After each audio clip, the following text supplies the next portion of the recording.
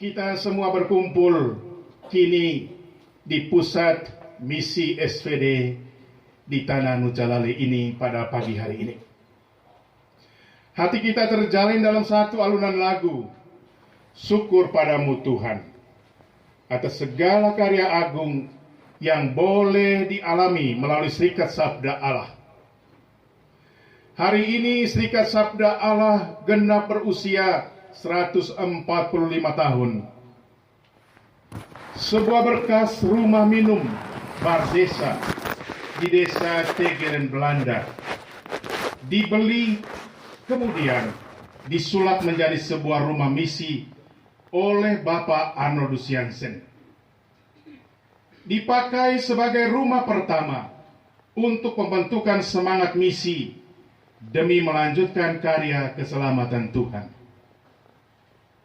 Hari ini kita rayakan yubileum 100 tahun kehadiran Kongregasi Serikat Sabda Allah di bumi Manggarai Raya ini. Tentu amat panjang bila harus dikilas balik sejarah kehadiran SVD di wilayah Manggarai Raya ini. Saya memang tidak kuasai sekian banyak informasi apa dan bagaimana SVD menginjakan kaki dan berkarya di Nujalale ini. Tetapi yang saya mau katakan pada kesempatan istimewa ini, kami menjadi seperti kami sekarang ini karena kehadiran Serikat Sabda Allah. Adalah waktu dan segala kisah, adalah peristiwa yang telah menjadi saksi dari semuanya. Cikal bakal keuskupan Ruteng ini, bahkan seluruh keuskupan di wilayah Nusa Tenggara ini telah diarsiteki oleh Serikat Sabda Allah. Berbagai karya misi telah dan masih sedang dijalankan hingga sekarang ini. Karena semuanya itu, pantaslah kita bersyukur pada Tuhan atas penyelenggaraannya melalui Bapa, pemimpin, tapi juga pendiri Arnoldus Jansen. Allah menunjukkan kuasa kasih dan kerahimannya bagi dunia dan khususnya bagi kita di wilayah Manggarai Raya ini. Saya mengajak kita sekalian masuk pada poin pertama. Mari kita mesti jeda sejenak. Kembali saya mengutip kata pembukaan tadi. Di perhelatan 100 tahun kehadiran SVD di Manggarai Raya ini, mari kita sejenak jeda untuk merenungkan jalan kasih Tuhan yang kita maknai dari bacaan-bacaan suci pada hari ini. Apa yang nanti terjadi dengan rumah ini, kita belum tahu. Jika rumah ini menghasilkan sesuatu, maka kita akan bersyukur untuk anugerah Allah. Dan jika tidak ada yang dihasilkannya, maka dengan rendah hati kita menepuk dada kita. Kita mengakui kita tidak layak bagi rahmat Allah. Cuplikan kata sambutan Bapak Arnoldus Jansen 8 September 1875 ketika rumah misi itu mulai didirikan. Ternyata Pater Arnoldus adalah sungguh manusia yang layak bagi rahmat Allah itu. Nah, pertanyaannya, kalau demikian, apakah memang Pater Arnoldus Jansen ini adalah orang yang hebat? Apakah beliau karena memang banyak bakatnya? Atau karena memang beliau itu adalah smart, pintar? Mungkin itu semua ada. Tetapi jawaban bagi saya, pasti tidak. Bukan melulu hal-hal ini. Kisah hidup Arnoldus Jansen dimeterai secara amat kuat oleh kesahajaannya pada penyelenggaran Tuhan. Arnoldus menjadi orang yang dilayakkan karena keyakinannya yang kokoh. Tidak hanya dalam devosi-devosi pribadinya, tetapi kokoh dalam keputusan-keputusan yang diambilnya. Karena itu, ia tahu Allah pasti akan menyempurnakan segalanya. Poin yang kedua, Serikat Sabda Allah adalah tarekat religius misioner yang layak bagi rahmat Allah itu. Kita renungkan dari seruan Tuhan melalui Nabi Mika dalam bacaan pertama. Hai Bethlehem di wilayah Efrata, hai engkau yang terkecil di antara kaum-kaum Yehuda, daripadamu akan bangkit seorang yang memerintah Israel. Dalam pandangan daerah-daerah atau kota-kota Yehuda di kala itu, apa artinya sebuah kampung bernama Bethlehem? Satu kota yang kecil dan terpencil. Bethlehem menjadi berarti layak dan mulia karena ada pengagungan yang datang dari Allah sendiri. Selalu menjadi keyakinan kita bahwa Allah melayakkan apapun, melayakkan siapapun yang dikehendakinya. Seperti itu pula lah yang dapat kita pahami dalam bacaan kedua. Rasul Paulus meyakinkan komunitas di Roma bahwa rahmat panggilan itu adalah sungguh karunia yang datang dari Allah. Allah bekerja dalam diri orang-orang yang dipanggilnya demi cita-cita kebaikan dan keselamatan. Dan Paulus menegaskan, dan mereka yang dipanggilnya itu juga dibenarkannya, dan mereka yang dibenarkannya juga dimuliakannya. Garis kelayakan dan kuatnya kuasa Allah dapat pula kita renungkan dalam kisah keturunan Yesus Sang Juru Selamat. Kalau kita dengar saja tadi ringkasannya, sebagaimana dikisahkan oleh bacaan hari ini, khususnya Injil Matius. Bila kita pelajari genealogi silsilah dari Tuhan, terdapat beberapa pribadi yang tak lurus kelahirannya.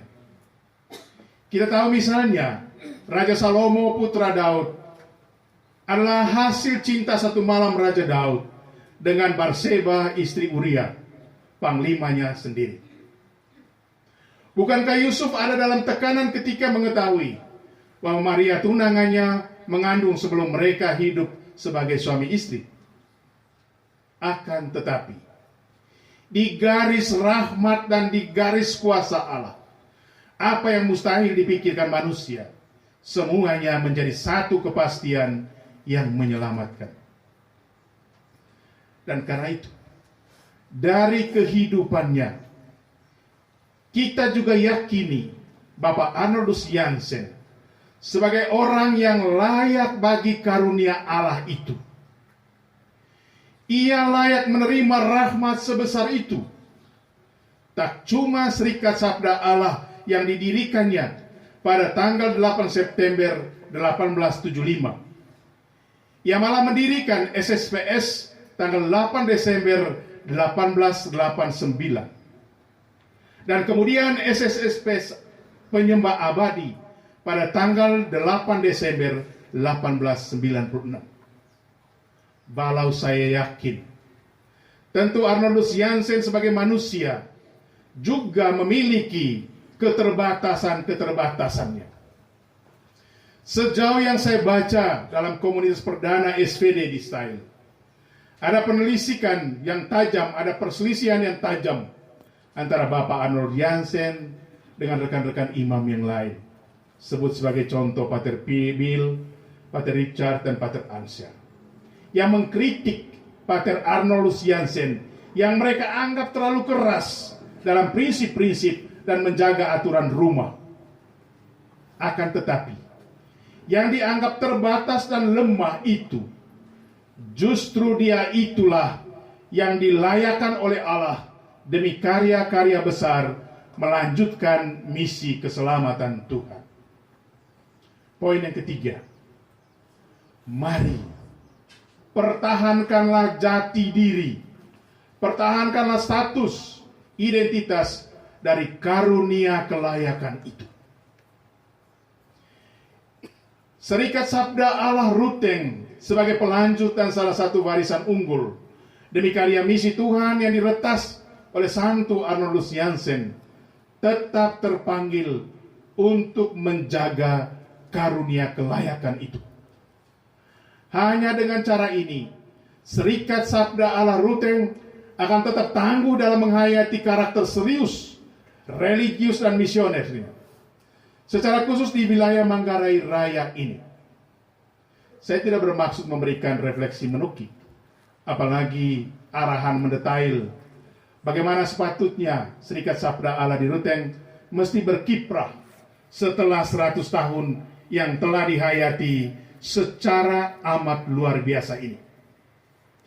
Kita semua kini berada pada zaman yang ditandai sekian banyak perubahan. Perubahan itu tak terkendalikan, mesti diterima dan dialami sebagai suatu keharusan zaman. Semuanya ini amat berpengaruh pada setiap individu, masyarakat, pada sistem kekerabatan, interaksi sosial, dan sekian banyak hal lainnya seperti kebiasaan-kebiasaan yang baru. Agar tetap bertumbuh segar dalam semangat misi, maka membaca tanda-tanda zaman adalah sebuah kemutlakan. Apa yang sesungguhnya kini dicermati mendalam di bumi Manggarai Raya ini sebagai locus missionis dari Serikat Sabda Allah. Apa?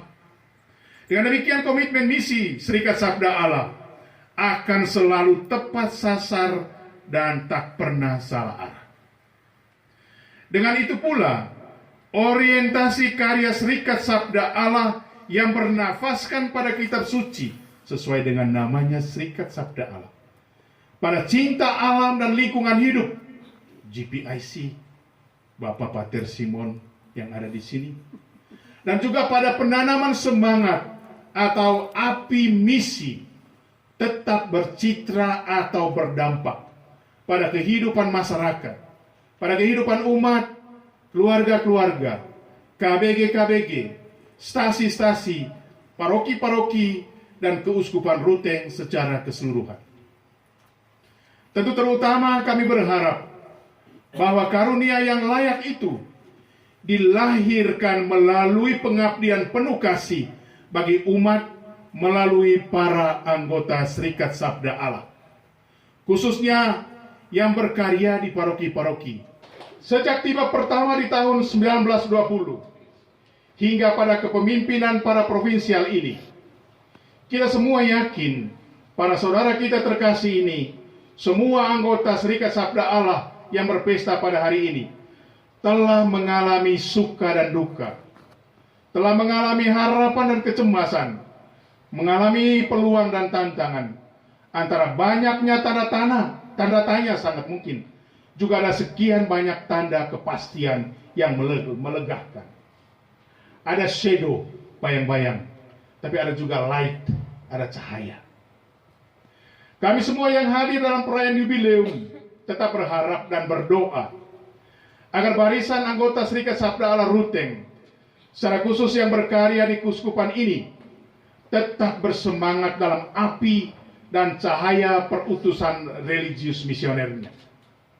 Karena itu kami berharap, satu, agar Serikat Sabda Allah Ruteng menghidupkan amanah persekutuan dan komunio kasih, tetap menjalin kerjasama dengan siapapun yang berkehendak baik, membangun persekutuan misioner bersama rekan-rekan awam, bersama dengan keluarga-keluarga. Sejauh yang kami pahami, semuanya tentu berakar pada spiritualitas triniter yang unggul.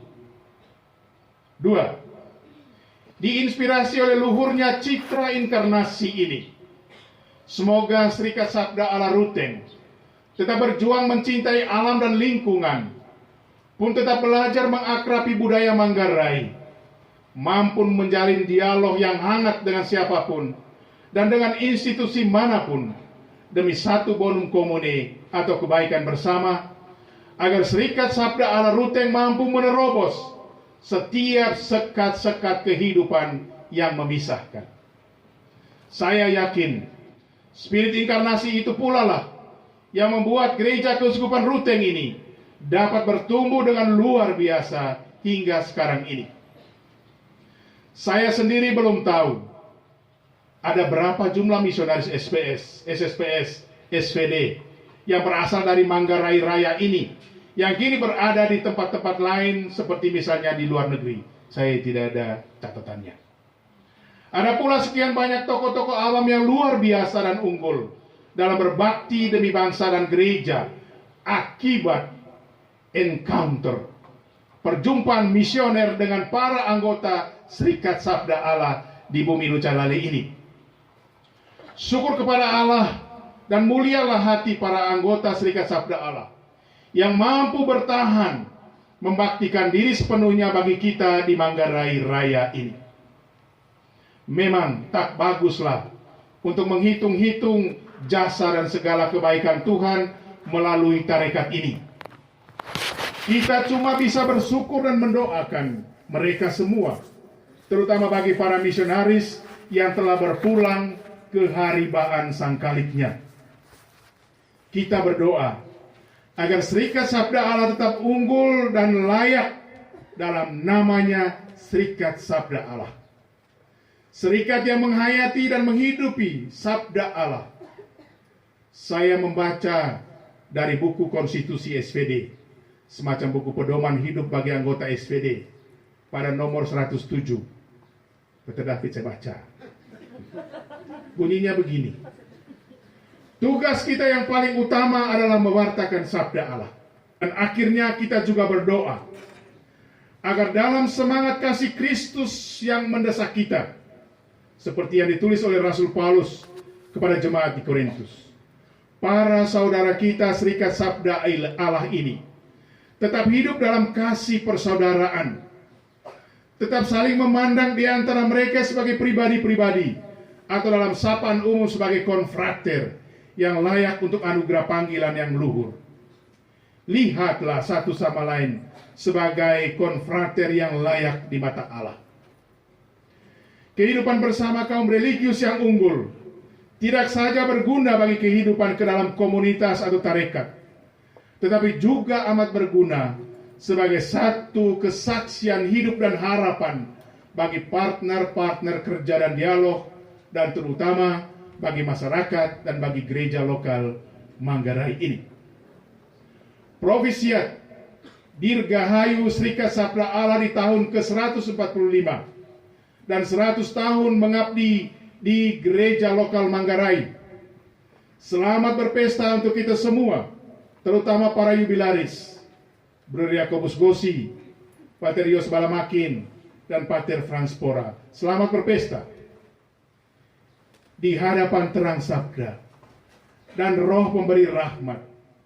Semoga lenyaplah kegelapan dosa dan kebutahan manusia tak beriman, dan semoga hati Yesus hidup dalam hati semua manusia.